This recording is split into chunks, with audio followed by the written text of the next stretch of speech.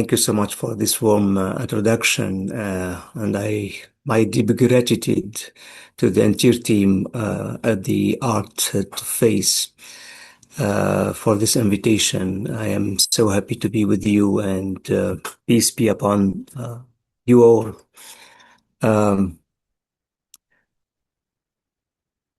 When we discuss the conflict transformation in places like Syria, and the wider Middle East, maybe the global discourse is often trapped the high level geopolitical frameworks, and we track numbers, years of war, and displacement statics, infrastructure. For me, as a human being, at first, and psychologist, my daily reality has invited me to look around me and try to look for the invisible fragmentation of the human soul, the collapse of the safety between neighbors, and the systematic erosion for personal dignity. Today, we are proposing a profound pivot toward a people-centered perspective. We are looking for emotional reconstruction and organic rebuilding for everyday coexistence in Syria. So, for me, I started my path in 1994 with the communities of Faith and Light that take care of people with intellectual disabilities, and my path with the nonviolent communication began with a beautiful mistake back in 2002 when I was in France preparing my master's thesis at the University of Caen, Université de Caen, in Normandy. A beautiful mistake. I was focusing on nonverbal communication, and the early days, search engines searching for the abbreviation NVC, and for me, that didn't deal with body language studies. Instead, it completely flooded my screen with the nonviolent communication from Marshall Rosenberg. For months, I was very frustrated, and I keep thinking it's really irrelevant to my academic work. And my curiosity led me to click, and what I found, it was just a technique, but a deep connection from the heart. And when I came back to Syria, I started a little bit of presentations, small workshops, and training with my students at the university. And then the war began in Syria in 2011. So since then, I started to work as a psychologist to create a psychological first aid manual.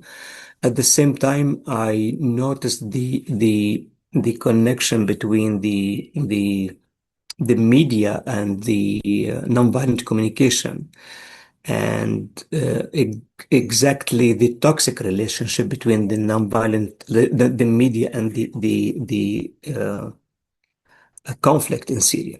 For us, that the media started rapidly to try to replace the curiosity by the fear within Syria. For us, as Walter Wink mentioned in the spirituality book of Marshall Rosenberg, that for 8,000 years, humanity has been fed a specific story that the good life consists of victorious forces crushing evil forces, and the hero kills the villain, and at the climax, and the audience cheers.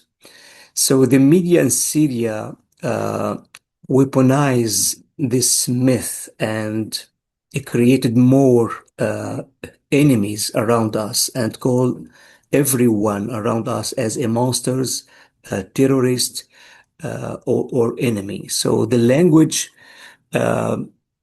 obscured the choices and erased life. Uh, and for me and my experience, I watched neighbors who lived side by side for decades turn on each other. And the main question was why? And I think because they stopped looking at each other's humanity and starting looking at the labels provided by the media. For the nonviolent communication, we consider that all violence, no matter how grotesque, is a tragic societal expression of unmet human needs. So for us, we're trying to start our work with ta'atuf, that the first uh, uh, idea behind the creation of our association was how we can change this uh, connection between the media and our humanity. And with some people who was very interested in nonviolent communication in 2013, we started to create a small team and trained in conflict resolution and mediation and nonviolent communication. And we create a small team and we started to train people around us about nonviolent communication as an introduction. And since then, we created small groups around us in Syria. So um, in all the department in Syria, we have small groups that we called life communities, like incubers of peace. Um, uh, Composed from the people who participated before in the nonviolent communication training and now stay connected between them to create this small community to live the nonviolent communication and the peace between them as a small incubator of peace around Syria. So تعاطف it was formalized in 2022 as a NGO in Syria. And we started some small projects focused on the nonviolent communication and third-party neutral, the training of the Canadian Institute for Conflict Resolution and the MHPSS, and also with a longer program for the trauma-informed care. And finally, we finished this program since 2 weeks. We trained 24 people to be as facilitators for the trauma-informed care that connected with nonviolent communication. These are the three main pillars of تعاطف that we work on. And for us, it's very important that we link the psychological crisis with the communication and the empathy. So most of psychologists focus on therapy without looking around the people and how they communicate with others and even within themselves. So for us in Ta'atuf, we try to make this connection an integrative approach through creating a life communities around us that we can live nonviolent communication and find our safe place that we can live in. And this can help us to create these safe spaces around us and around our team. So we started mainly by the social change and the four dimensions of the social change.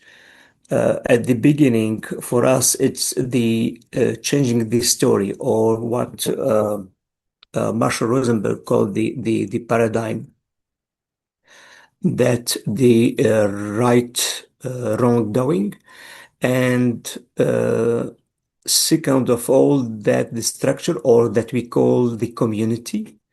Um, and we try to create a community around us. And the third dimension is the education. We try to transfer and share our knowledge and our living experience with others. And the fourth dimension is the self-development based on the gratitude for us and the social change. So we started with the first dimension, and we create three projects in TAATOF. The first one was the peace stories from our Syria.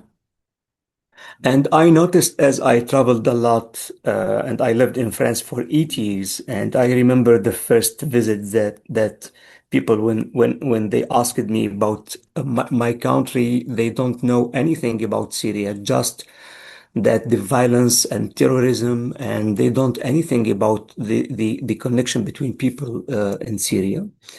And uh, for me, the first project was focused on showing the beauty in our life and how we can connect each other in Syria. So, peace stories from Syria focus on the peace stories.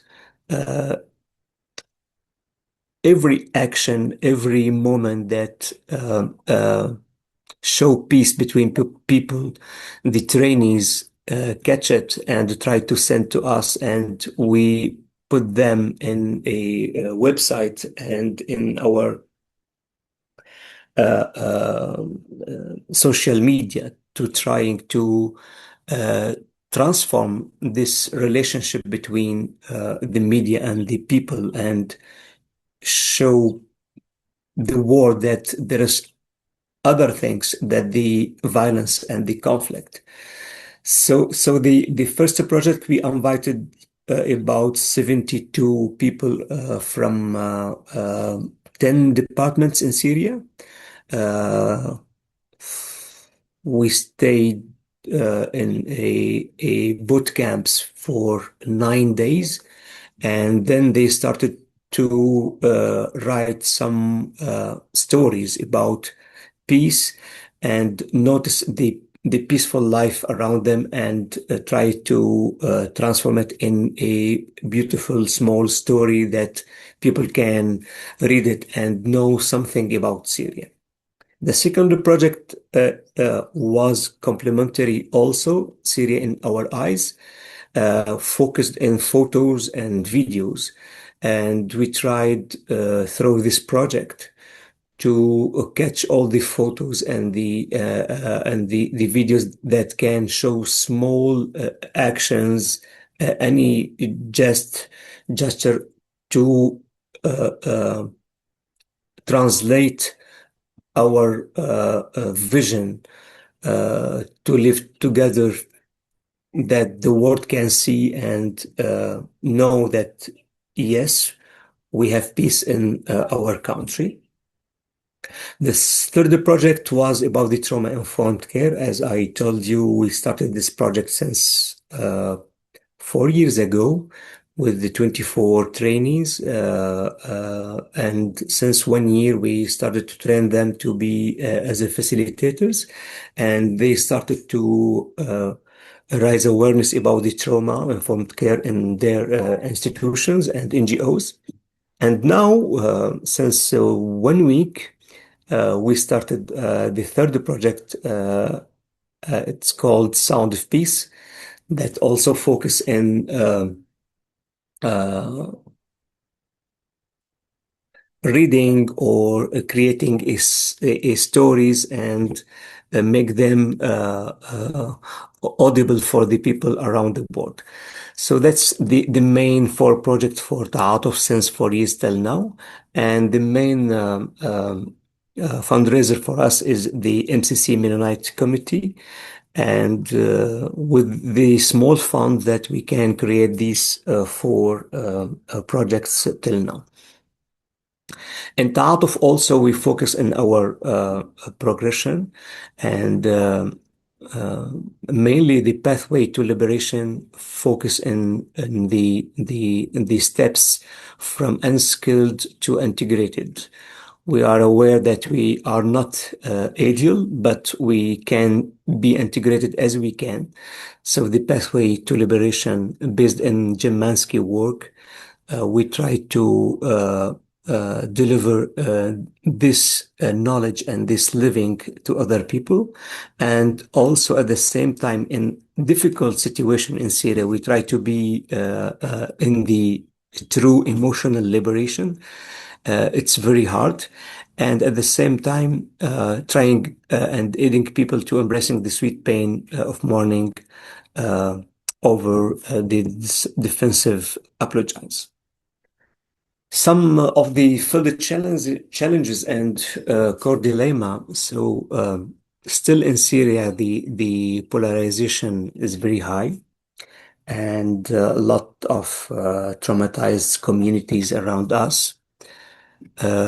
Systemic, bureaucratic constraints and safety till now, and the anxiety and the fear in place of the peace in our country. So I think our work it's very hard in this environment, and we try to create small changes by beginning with the first dimension of the social change, as I mentioned, that we can create other paradigm that we cannot speak about the right wrongdoing with people. So some practical recommendations for a practitioner around us or from our experience. So the combination between the psychological healing and the communication is very important. So without these tools and this real connection from the heart, I think there is no healing. Um, and we try as we can in TAATOF as a team and as a small community in Syria that we live this concept, not just to train people around us about them. So it's difficult to stay connected to the life and to the nonviolent communication principles within environment like Syria, but it's possible. But we need support also from people around us to support the others in Syria, and we try also to focus in the neutrality, as it's difficult in Syria to keep your neutrality as you can. So it's difficult for the people here in Syria to be convinced that you are not attached to a political direction in our country. So for us, we remember all the time the Rumi quote about that beyond ideas of right doing and wrong doing, there is a field. I meet you there. So it's difficult, but we believe that peace is an everyday intentional practice. And by initiating also the gratitude practice, we think that we can build a the resilience in our communities in Syria and till now we have really the hope that we can do something through this small NGO, and we're asking for help and support and the connection. And for me, as a psychologist and a human being, first of all, I think from my experience that we lost the connection in Syria, and people, when they lost the connection, lost the meaning, and when they lost the meaning, lost the responsibility and the accountability. So for me, the beginning also starts with the connection. For that, for us, make connection between people and creating a small communities. Maybe in the future, a big community of peace builders is our hope in the future. Thank you very much. It's the photo of the the the end day of one of our trainings. Thank you very much for listening, and I'm willing if you have some questions. Thank you very much, Albane, Grace, and all the team.